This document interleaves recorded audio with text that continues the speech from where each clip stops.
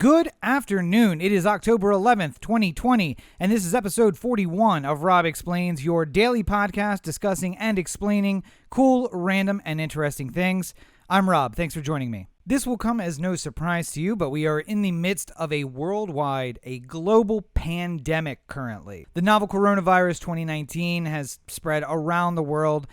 Here in America, it has killed 205,000 people, and we've had over 7 million cases. Just last week, the president announced that he himself had tested positive, as had the First Lady and many members of his inner circle.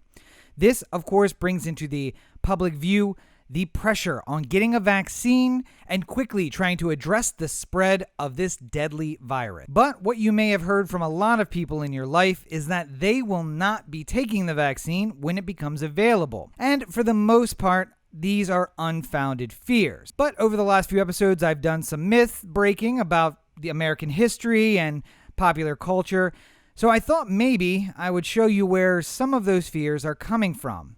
And over the next couple episodes, we're going to talk about some myths that turned into facts from American history. Up first, and probably the most apt example, is the Tuskegee syphilis study. Probably more aptly called the Tuskegee syphilis experiment. This was an experiment carried out by the U.S. Public Health Service, specifically the syphilis study at Tuskeegee. It was a specific part of the U.S. Health Service. It was a clinical study conducted between 1932 and 1972, 30 years long. It was carried out by the U.S. government for the purpose of observing the natural history of untreated syphilis, something that had not really been done in the modern era. It utilized African American men around the area of the Tuskegee College, later Tuskegee University, and it had a horrifying impact and result. I would hope that this experiment started out with the best of intentions.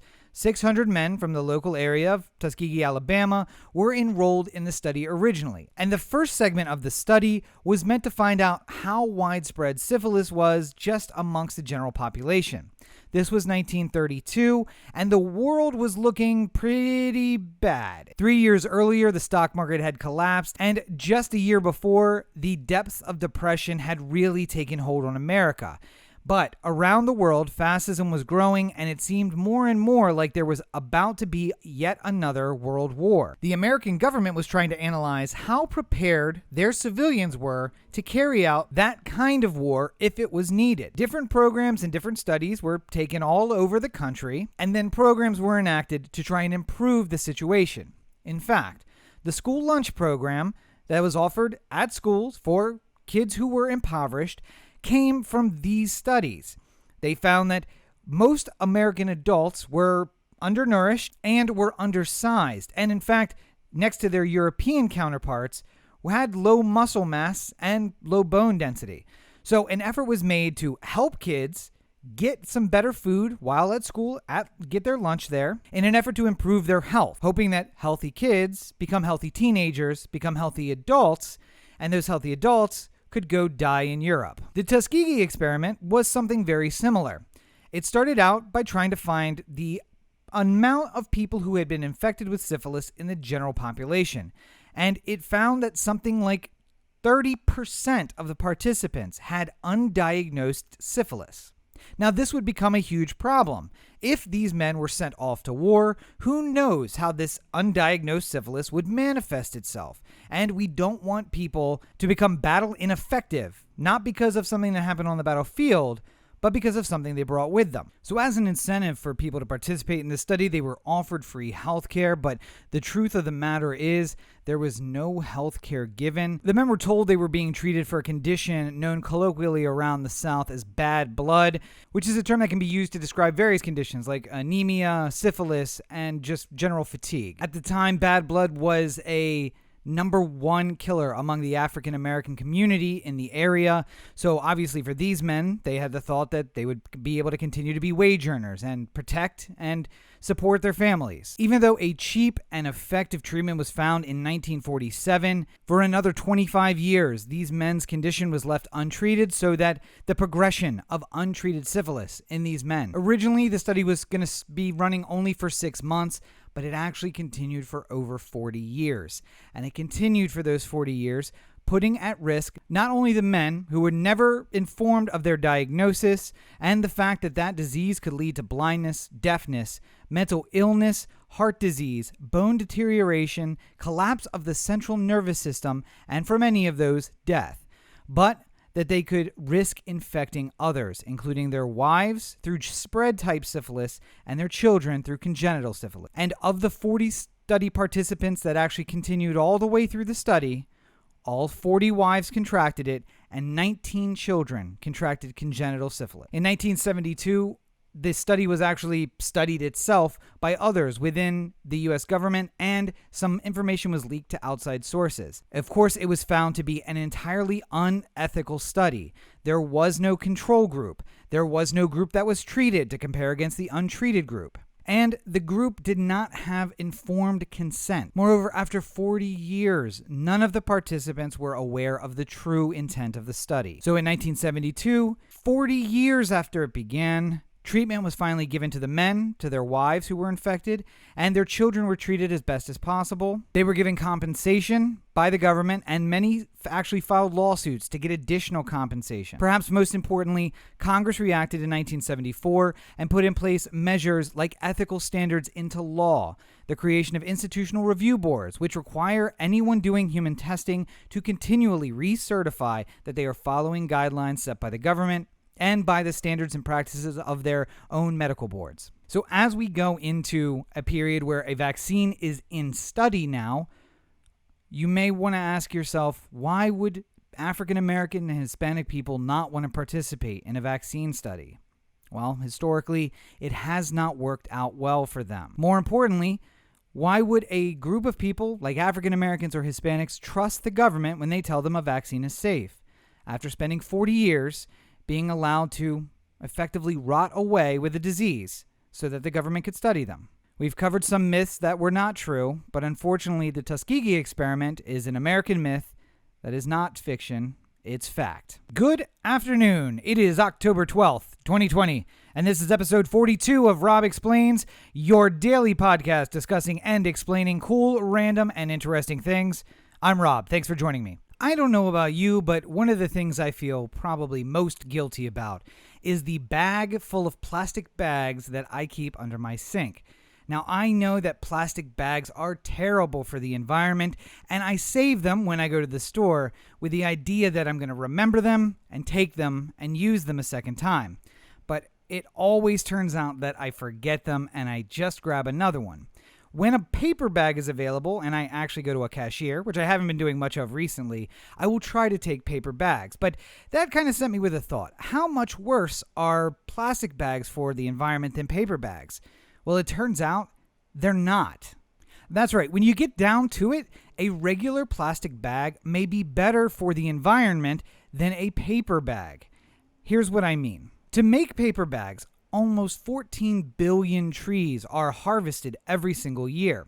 Now, ideally, tree is a renewable resource. We could replant and regrow them, but inevitably, we are not taking these materials from a replanted forest. Meanwhile, a plastic bag is actually made from a byproduct of the oil refining process, meaning that it was something that might have been thrown away, but they found a use for it.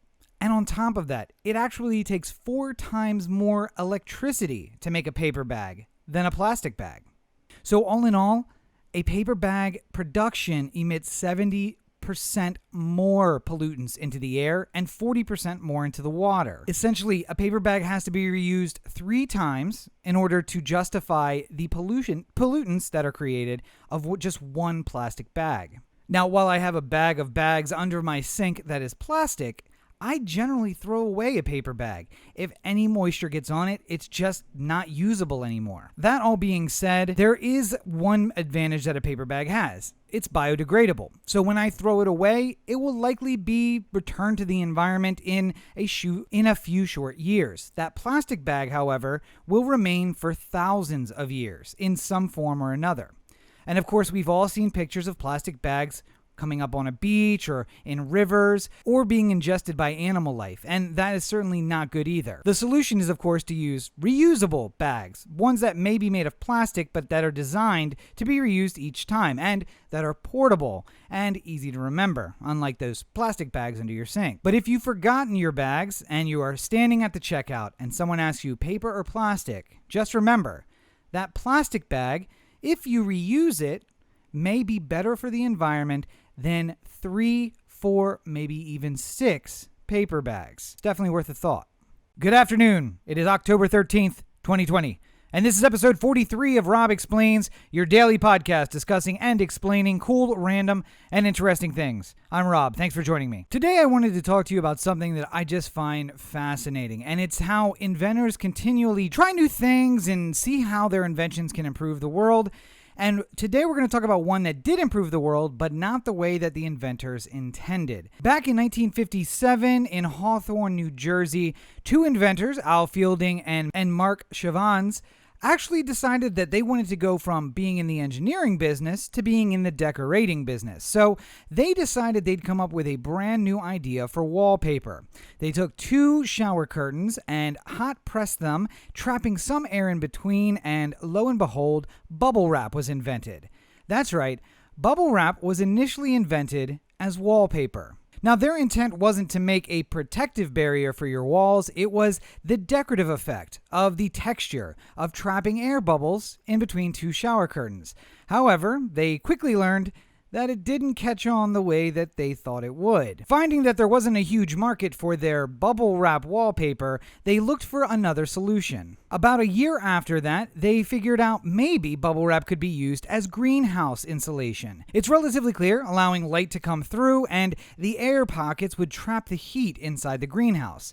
They tested it, but it wasn't a great insulator. 2 years after that, an employee at Sealed Air, the company that made bubble wrap, named Frederick Bowers, had yet another idea.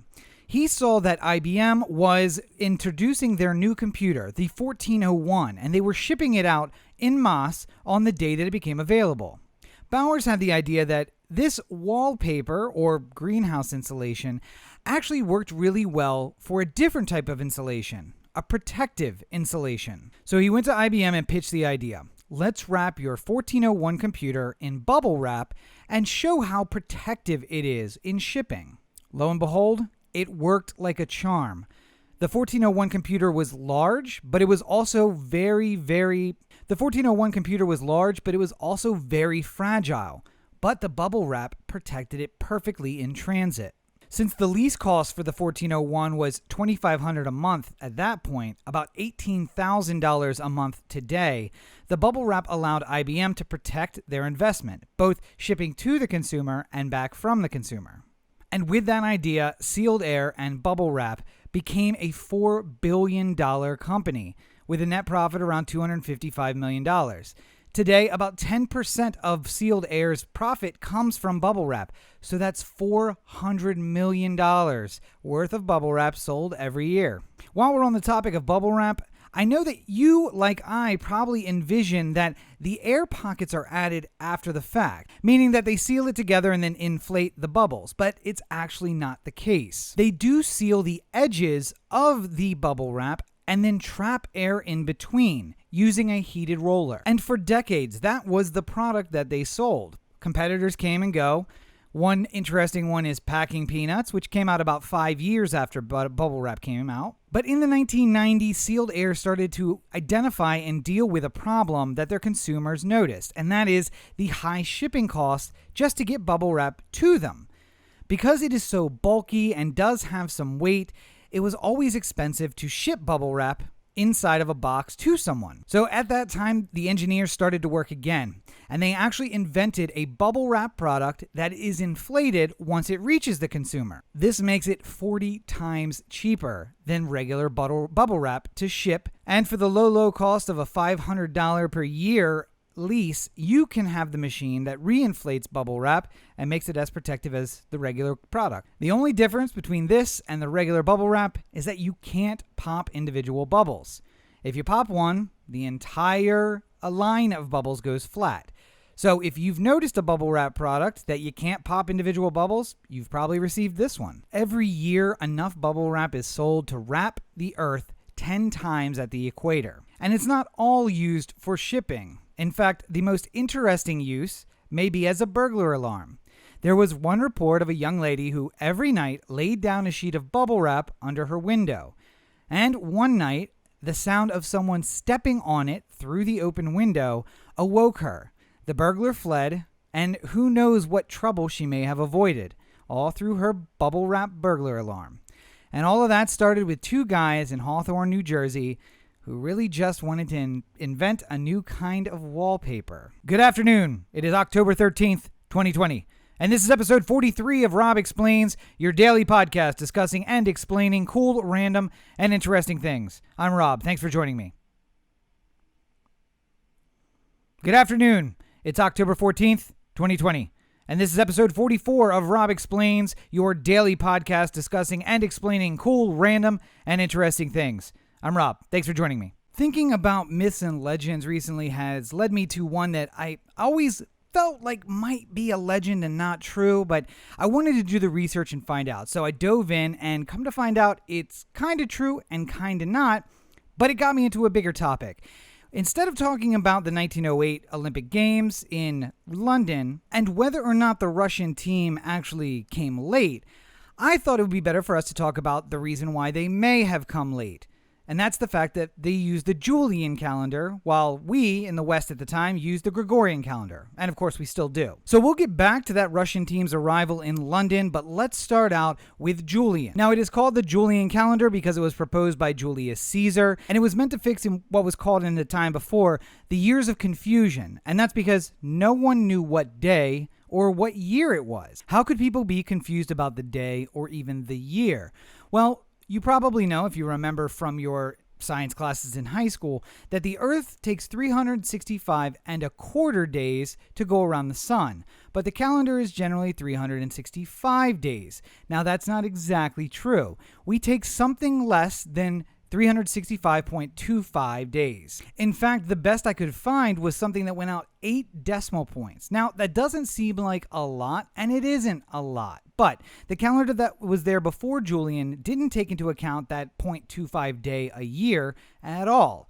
So that meant that every 4 years, the calendar was off by a day. Knowing that the earliest calendars were done by the ancient Egyptians and the Chinese and sometimes the Greeks, then over thousands of years, a one-day creep can mean a lot. And Rome had a problem. Its empire spanned the entire Mediterranean, even up into Britain and Germany, France, down into North Africa, and into the Middle East.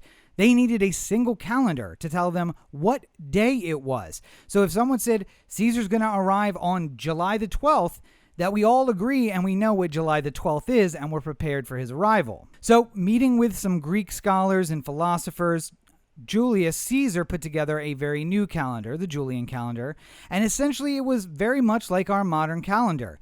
It had a leap year day that occurred every 3 years to try and make up for this weird missing day. And that calendar took effect on the 1st of January, 709 AD. And that calendar took effect the 1st of January, 45 BC. Now, I'm just going to call it 45 BC or the BCE, but it actually wasn't that day because the Julian calendar was off by some, according to our Gregorian calendar, but we'll just call it that. So from 45 BC until 1500, that calendar was in effect. But that's 1,500 years of creep, because keep in mind, we have a leap year day every 4 years, not every 3. Because keep in mind that it wasn't correctly subtracting or adding the day. It was off. So that meant that by the time 1,500 years had passed, the calendar had moved around significantly. In fact, some of the seasons weren't falling into traditional months that they usually fell in. And what happened most notably is that Easter was in a very strange part of the year. So, Pope Gregory said, let's get together and fix this calendar, and thus the Gregorian calendar was born. The Gregorian calendar is the calendar we use today. It is very, very exact. Essentially, it is adding a leap year day every 4 years, but skipping the years that end in 0. And by doing that, we're never all totally on the correct date, but we don't get too far ahead or too far behind without the correction. And the Gregorian calendar spread most of Western Europe and into the Americas, all over where the colonies were for all of those Western European countries. But there were a few places that didn't accept the Gregorian calendar. That was the Eastern Orthodox country. Countries that had the Eastern Orthodox religion, something separate from Catholicism or Protestantism that came from Catholicism, they kept the Julian calendar. And that is what brings us to the controversy around 1908 Olympics. In 1582, Pope Gregory established his new calendar, and it was promulgated over the next 100 or so years, but that is the calculation that we use. Now imagine from 1582 to 1908, there was some additional creep in days. In fact, by 1900, that had moved about 13 and a half days, or 14 acknowledged days, and that brings us to the 1908 Olympics. Those Olympics were held in London, and London was on the Gregorian calendar, and Russia was, as an Eastern Orthodox country, still on the Julian calendar. But the important factoid here is not that they were on different calendars, it's how they dealt with the Olympics. We, of course, think of the Olympics as a huge deal. Every country has an Olympic committee, they put together the teams, they sponsor them, and they send them to the Olympic Games. But in 1908, the Games were only 12 years old, having been revised in modern times in 1896 and held in Athens. And while London had an Olympic team and an Olympic committee, and many Western countries did, Russia did not. So if a Russian athlete wanted to compete in the Olympic Games, he had his local club sponsor him, or a national club sponsor him, and then he went to the Olympic Games himself. So it is true, maybe, that some of these Olympians who would show up at the Olympics hadn't recognized that the calendars were off, and that they in fact were going to be late. Several of them did show up to London and had already missed their events, but Russia did take home several medals during those games. So it is not true that the entire Russian team came 2 weeks late. There was no Russian team, but some Russian competitors did come late.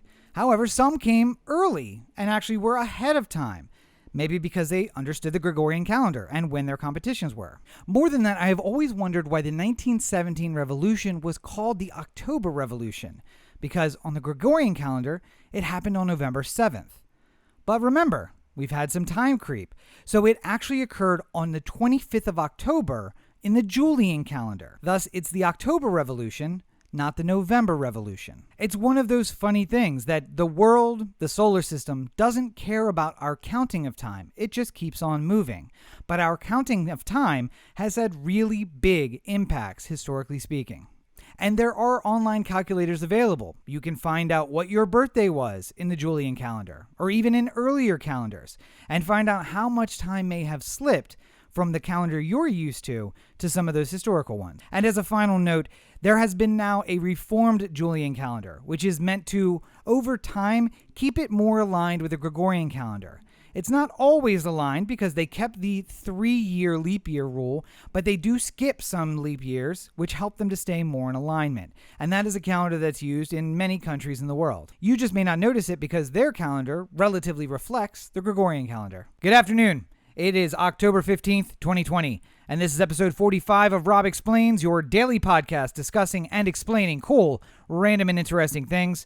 I'm Rob. Thanks for joining me. I was having a conversation at work the other day, and someone brought up an idiom, and I actually was able to tell them, oh, hey, you know where that comes from? And then it brought about an entirely too long conversation for work, but after all, who wants to actually do work these days, about idioms and some other ones that we knew and what the source of those idioms were. Now, you might be asking yourself, Rob, you've said it about 90 times already. What is an idiom? Well, we're going to do a short little series here about some idioms from the English language and where they come from. But we'll start out that series with this episode. What is an idiom? Well, like every terrible best man speech at every wedding you've ever been to, I'm going to kick off this episode with the dictionary definition of idiom and show how little light it may shed on the subject. From Merriam-Webster, an idiom is an expression in the usage of a language that is peculiar to itself, either in having a meaning that cannot be derived from the conjoined meanings of its elements, such as up in the air for undecided, or its grammatically atypical use of words such as give way. Number 2, the language peculiar to a people or to a district, community, or class, aka a dialect. This can also be seen as the syntactical, grammatical, or structural form peculiar to a language. Or 3, a style or form of artistic expression that is characteristic of an individual, a period, or movement, or a medium, or an instrument. Now, if you aren't fully confused by those definitions, let's turn to a more modern, more grammar-based definition. And that it comes from Grammar Monster, where it defines idiom as an idiom is a commonly used expression whose meaning does not relate to the literal meaning of the word. So essentially, an idiom is a set of words, a phrase that has a figurative meaning that is different than its literal meaning. Some idioms become that figurative phrase while retaining their original usage in the right given context. Other ones are given a figurative idiom usage and completely lose whatever original context they may have had. Other idioms may have a figurative meaning that is completely different than their literal meaning. All in all, these are all examples of formulative language, and English has a lot of these, about 25,000, but they are common amongst all languages. So we're going to spend several episodes going over some common idioms and where they came from, but I wanted to give you a few examples based on the definitions that I provided in this episode. So let's look at some derivations of the word idiom and some idioms that give an example. One of those definitions that I used was a word which had a literal meaning but has now been taken on a figurative meaning because the literal meaning doesn't really apply anymore. One of these is to spill the beans. Now, to spill the beans basically can mean figuratively that you've given away a secret, but it comes from a very literal spilling of the beans. In some early democratic societies, they would use colored beans, generally a white and a black, in order to vote for any decision between two different choices, usually between people to represent them or between doing something one way or another, between a yes and a no. And if someone carelessly knocked over the container that held the beans, then you would have spilled the beans, giving away to everyone left to vote where the vote kind of stood at that moment.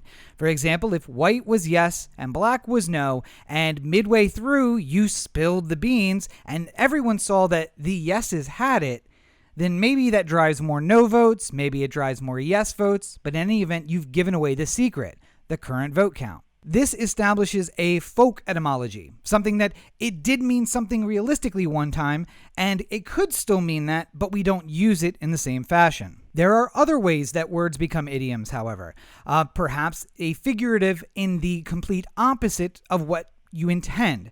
A great example of this is one that I have used pretty frequently in my life. If you have ever acted in a theater troupe or acted in basically any part of a theater, it's unlikely you have ever wished anyone good luck before they went out on stage, because it's bad luck to wish someone good luck. And I do want to get into the further history of break a leg, because I think that it is fascinating. But essentially, this is an example of by wishing someone bad luck, you are in fact wishing them good luck. They understand that when you say break a leg, you don't wish them ill, you wish them something good, but what you're actually telling them is something bad. Idiom is a figure of speech, but it is one that it relies on the principle of compositionality. And what that means is the sum of the whole is different than the sum of its parts. So when you look at a phrase like, don't spill the beans, you might take each individual word and derive a meaning from the phrase, don't spill the beans. However, by taking that entire phrase together, you may take a different meaning from the phrase, don't spill the beans. And you have to sometimes take a context into effect. If you are backstage about to head on stage and someone says, break a leg, you're likely to take that as a sign of goodwill. If you're at the top of a ski run and someone says to you, break a leg, maybe you won't see it in the same fashion. Now, you have probably heard me talk about friend of the show Roberto before here, and one of the fun things that we like to do is to examine idioms across language, because the problem is the principle of compositionality does not operate between languages. When translating a language, unless one is fluent in both of the languages, it is likely that you would translate word by word, especially noun, verb, object, and then any modifiers of the sentence. But if I was to translate the phrase, "don't spill the beans," into another language, like Spanish, for example, with Roberto, then it loses all the meaning that I would have placed for it in English. In fact, funnily, just the other day, Roberto was telling us about some idiom that involved a scorpion flying a kite off a roof. And he had to close out, as many of those discussions about cross-language idioms do, with "it's funnier in the other language." However, there is one fun fact, and that is many common idioms that we have in English, they have examples of in other languages. For example, in English you may say that someone kicked the bucket. Now, kicked the bucket, again, must be examined with the principle of compositionality, because kicked the bucket means nothing. But if I tell you that Fred kicked the bucket, then you would understand that Fred has died. But if I was to tell someone in another language that Fred kicked the bucket, they might literally think that Fred, somewhere in the past, kicked a bucket. They wouldn't understand the idiom. However, in Polish, if you told someone that they kicked a calendar or kicked the calendar, they would understand. They had passed away. If you told someone in French that Fred broke his pipe, then they would understand that he likely died. And if you told someone in Italian that Fred was pulling on his leathers, then they would understand that he died.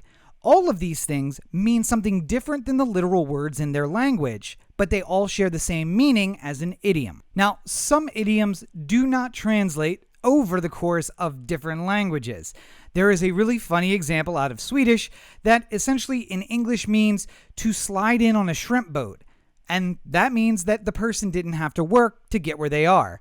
But if I was to tell you they slid in on a shrimp boat, you would not really know what they meant, unless maybe you were a huge fan of Forrest Gump. But meanwhile, there are idioms in other language, like in Arabic, fil nas al markab, which essentially means, in Arabic, in the same boat. And it also means, as an idiom, in the same boat. So that idiom travels between the languages, both literally as a translation and figuratively as an idiom. And maybe most telling, and a fun example of this, is that the phrase "to get on one's nerves," like someone's getting on your nerves, actually translates exactly correctly as a literal phrase and figuratively in 57 different languages from all over the world. So over the next few episodes, we are going to talk about some common idioms you may say every day or relatively often, where they come from, and what they really may mean. And it may give you a moment's pause on ever using those idioms again. Good afternoon. It is October 16th, 2020. And this is episode 46 of Rob Explains, your daily podcast discussing and explaining cool, random, and interesting things. I'm Rob. Thanks for joining me. So diving right into our discussion of idioms for today, I thought the best place to start would be at the beginning. And the beginning in this case would be some of the more ancient phrases that became idioms in English. And of course, I'm presenting these in no particular order, just based on some research that I did for these episodes. But at the top, one that my parents seem to use pretty often, getting caught red-handed. Now, getting caught red-handed is obviously used in meaning that you caught someone in the act of doing something they weren't supposed to do. They are guilty simply by the fact that you saw them doing what they're doing. Now, this actually comes from a very similar concept. In ancient law, if you stole someone's animal and butchered it, there was only one way by which you could be held accountable for that. And that is if you had the blood of the animal on your hands or on your person at the time in which you were caught. If you were in fact caught with the meat of that stolen animal, but not the blood on it, then you were not punished. Essentially, stealing something and making a profit from it was a crime, but receiving stolen goods was not. Another phrase my dad loves to use pretty often is "don't look a gift horse in the mouth." And that one never made a lot of sense to me, but it might start making sense when you know that when buying a horse, often the buyer will look at the horse's teeth to tell the age and the condition. And obviously both age and condition have a lot to do with the price. But this idiom comes from the fact that if someone is to give you a horse, you wouldn't want to then check out the teeth to find out its age and its condition because it's a gift and you're not buying it. And moving that from horses to any other gift, don't ask about the condition, don't ask about anything when it comes to that gift, just accept the gift and take it at its value. Next up is an idiom that ended up being the title of a very popular TV show, Blue Bloods. And we all, of course, know that blue bloods are people who are nobles, generally from the United Kingdom, or just rich people in general, can be referred to as blue bloods. But where does that come from? Well, in the Middle Ages, the ruling families and the noble families intermarried a lot, and this led to very fair-skinned children. There are, of course, some racist undertones to this. If your family married other very light-skinned people, it means that your ancestors avoided people of darker skin or questionable heritage. But it also meant that your veins were visible through your skin. And in the veins, blood looks blue. So you could easily see the blue veins through their skin, their very pale skin, and that must mean that they are blue bloods. And obviously that's different than everyone else. When you get cut, you see that blood is red. And obviously there was some assumption that these rich or noble people were different from us. They were blue bloods. Next, we're going to talk about something that has kind of a disturbing history. I do mention a lot, even at work, the rule of thumb. Just as I've worked at where I am now, I've picked up some general practice habits. And as I train new people, and they ask why we do a thing the way that we do, well, it's just a rule of thumb for you. But where does rule of thumb come from? Unfortunately, it is a law, an ancient law, that said that a man could not be found guilty of assault of his wife or his children if the item with which he assaulted his wife or his children was less than the diameter or the width of his thumb. So the rule of thumb became an actual legal practice. Bring in the item, let's compare it to the man's thumb. If it's less than the width of his thumb, no crime has occurred. This was actually enacted into real practice in 17th century England, where Judge Sir Francis Butler ruled in a case that is on the books that a man was not guilty of beating his wife because the stick with which he beat her was less than the width of his thumb. Again, looking to my role as a manager at my office, there is always a phrase that can be used called calling someone to the carpet. And this is probably not used as much by new generations, X, Y, and Z, millennials, but certainly my parents' generation would use the phrase calling you to the carpet pretty often. And that was also an ancient practice. Most of the house would have bare floors, whether it would be wood or just dirt. But the nice houses where the bosses lived, where the rich noble people lived, and the nicest rooms in those houses where the rich noble people actually spent their time would always have carpet over the bare floors. And so if you were called to the carpet, it meant that you, as an employee or a servant, were requested by the boss, by the owner of the house, and they called you to the carpeted room, likely so that they could reprimand you for something you did wrong.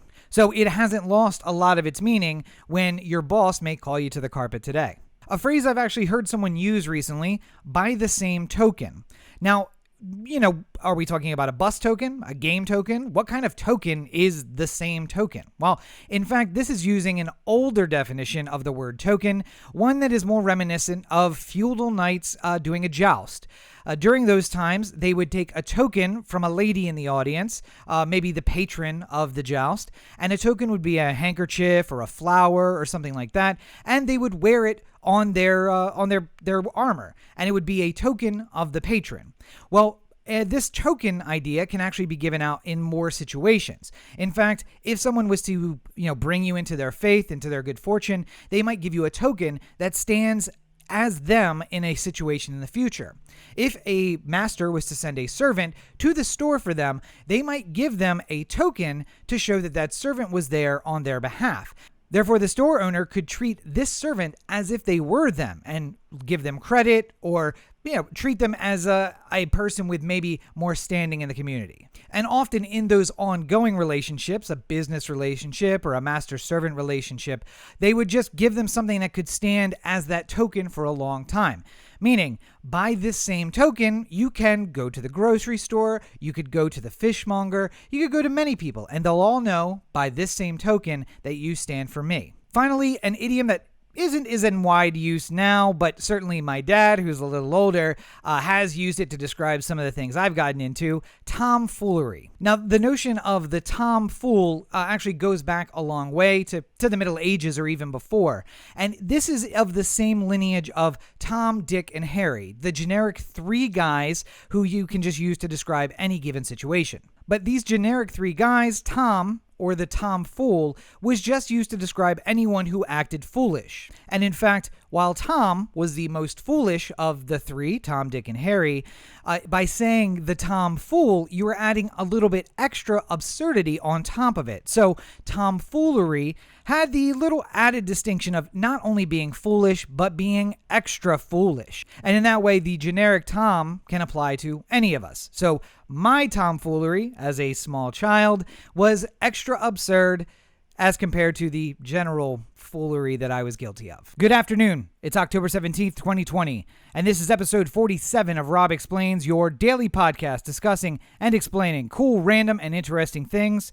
I'm Rob. Thanks for joining me. Staying on the topic of idioms, it was surprising to me during my research how many idioms had something to do, either in their phrasing or in their origins, with animals. And I guess that is probably shouldn't be a surprise, given that we have had a long-lasting relationship with animals, so long as we've been domesticating them. So, about 5,000 years. But just the same, I pulled a few of the most popular ones so that we could discuss them on the episode today. Number one, probably one that's still in use today: the cat's got your tongue. Now, this one never made a lot of sense to me, and if you think of it as a cat actually taking your tongue, then it probably doesn't make a lot of sense. But there are two situations where a cat might have had a hold of your tongue in a not so great situation. The first was in ancient Egypt. If a man was proven to be a liar, meaning that he lied in an official hearing or was accused of such and found guilty, they would actually cut out his tongue. And seeing as though cats were very highly regarded in ancient Egypt, they would actually give the tongue of the liar to the cat in a way to try to purify the man. So the man, his tongue was actually given to the cat. Now, that one doesn't fit our particular usage of it now. The second explanation kind of does. There was a punishment tool taken from the ancient Rome through the Middle Ages and then onto the sailing ships of the United Kingdom, and that was the cat of nine tails. It was a single whip that had 9 endings made of leather, and if one was to be punished on a ship, often you were tied to the mainsail and flogged using the cat of nine tails. This caused unbelievable pain, even with just a single strike, let alone several, and people were often dumbstruck after being whipped, meaning they could not talk. So in that way, the cat of nine tails would take someone's tongue. Cat's got your tongue. An example I used in the intro episode to this series: kicking the bucket. Now, I use that phrase just to show how it kind of changes or doesn't across languages, but you might have asked yourself, where does that come from? It actually comes from an animal. When animals were slaughtered, back when hand slaughtering was how it was done, oftentimes a bucket was used to capture or to keep from making more of a mess with the blood as it was slaughtered. If the animal convulsed, which it often did during the slaughtering process, it would kick that bucket out from underneath it. Thus, the idea of kicking the bucket became part and parcel of dying. Going away from that gruesome image, back to cats for a moment, there is another phrase that we actually use pretty often now, and that's letting the cat out of the bag. And that may seem completely foolish to us now, because why would you put a cat in a bag in the first place? Well, it actually had less to do with a cat and more to do with a pig. Oftentimes, piglets were sold in a bag, so the person buying it wouldn't see the piglet themselves. By keeping them in a dark bag, it would keep the piglets calm so that they weren't making a lot of noise and they weren't squirming around. But if a farmer had a few piglets and a lot of kittens, oftentimes they would take a large kitten or a more mature kitten, which often didn't meow or make any noise like a piglet, and often wouldn't squirm like a piglet, and put it in a bag and sell it to someone else as a piglet. But if someone were to let that bag loose, or it was to get loose somehow, the cat would get out and the person buying the piglets would realize that some of these bags had cats and not pigs in them. So it was said that the person who had a dereliction of duty had let the cats out of the bag. They had revealed the secret, that they were cats and not pigs. And now still we use that as a term to mean we've given up a secret. How about the phrase, "you're no spring chicken"? Or "it's no spring chicken," I guess. Well, this actually has to do with chickens, and spring chickens, ironically. So for the most part, farmers sell their chicks in the springtime. But wild animals, being what they are, will oftentimes lay eggs at all times of the year. And in the fall, the farmer may be able to stretch that chick's life all the way through the winter into the springtime. But when they were mixed in amongst all of the other chicks born in the spring and then taken to market, it was clear that some of them were a lot older, and the older chicks would not fetch the price that a new spring chicken would have. So the phrasing, "it's no spring chicken," just meant this is not of the same value as the other chickens around it because it's older. And we kind of use it in the same way today. Looking at another of the fowl family, what about going cold turkey? Now, we all know going cold turkey means to give something up suddenly and without weaning ourselves off of it. But why is it going cold turkey? Well, this one actually makes a lot of sense. Kinda. So when someone was to give up drugs or alcohol, oftentimes they go through a very harsh withdrawal. And some of the withdrawal symptoms may include having the skin actually pull tightly and be slightly dehydrated, while the person themselves is slightly dehydrated. This can give the skin overall the appearance of chicken skin or turkey skin, and thus came the phrasing "going cold turkey," meaning you give something up, go through withdrawals, and your skin would look like a turkey skin. And of course, that's a turkey not with the feathers, but looking more like the one that you might serve on Thanksgiving Day. One last avian before we wrap up this episode. What about jaywalking? Now, you might not have known that jaywalking actually referred to a bird. While jays of all types might now be common in cities, as cities started to encroach in the forest at the beginning of the 20th century, jays started making their way into the city. Now, these birds were used to wide open forests and plains where they could fly. They became very disoriented in city spaces and would often fly back and forth across streets, running into many things. So, a person who crosses the street where they're not supposed to and maybe endangers themselves is walking like a jaybird flies, or they're jaywalking. And that's where we get the term from. I had one more. I don't really want to go through it, but I will tell you that a bit of a crude phrase that guys can say to one another of busting one's balls, or "I'm just busting your balls." This actually comes from animals as well. If you want more information about that, I highly recommend you Google it yourself. As guys all over the country listening to this cross their legs, it is exactly what you think it might be. But let me know in response to this episode what you thought and what you may have found in your research. Thank you for joining me for this episode of Rob Explains. Look for new episodes daily wherever you listen to podcasts, and subscribe to make sure you don't miss an episode. Do you have a subject you'd like me to cover, or just looking for more Rob Explains?